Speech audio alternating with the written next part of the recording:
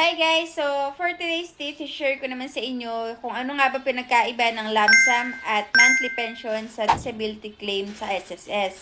So, kung SSS member ka at tapos ka na mag-file ng SSS sickness benefit mo at na-consume mo na yung 120 days at gusto mo naman mag-proceed ng disability claim kay SSS, pero hindi po tayo yung pipili kung ano po yung ipa-file natin.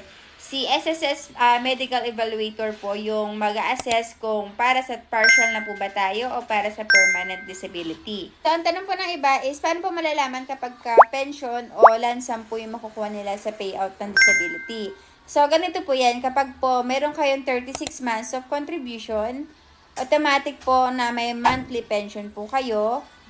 At sa partial naman po, meron pong binibigay dyan na percentage kung ilang percent po yung ibibigay sa inyo kung kayo po ay magma-monthly pension. Pero may hangganan po yun. For example, 18 months lang po, ganon.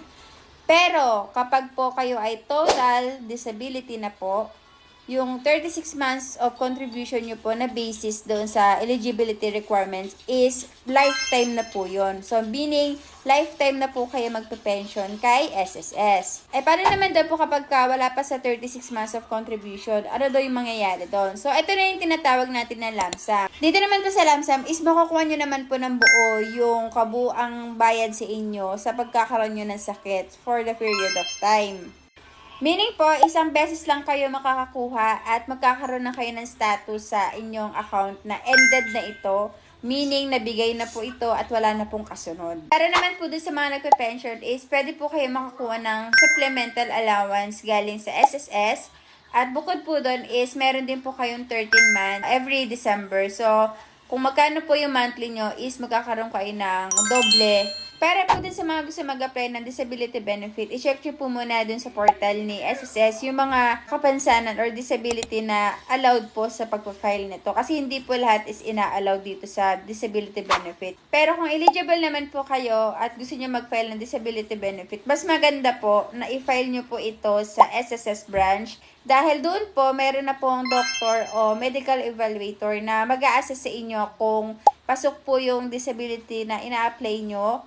At kung pasok naman po, may bibigay na po nila agad sa papel nyo yung percentage sa disability.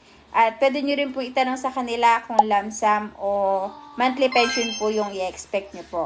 So, once na napasa nyo po lahat ng documents, ang mga MedCert, SSS MedCert, laboratory results with CTC or certified true copy, maghihintay na lang po kayo ng email galing kay SSS. At kapag approve na po ito at waiting na lang po kayo na mag-credit po ito sa bank account nyo, that's the time na makikita nyo po na magkakaroon ng status sa SSS account nyo under ng disability benefit. Tapos makikita nyo rin doon kung magkano yung in advance, kung monthly pension.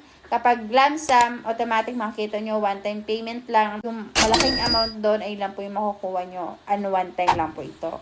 So, yun lang po for today's tips. Sana po nakatulong po sa inyo. Salamat!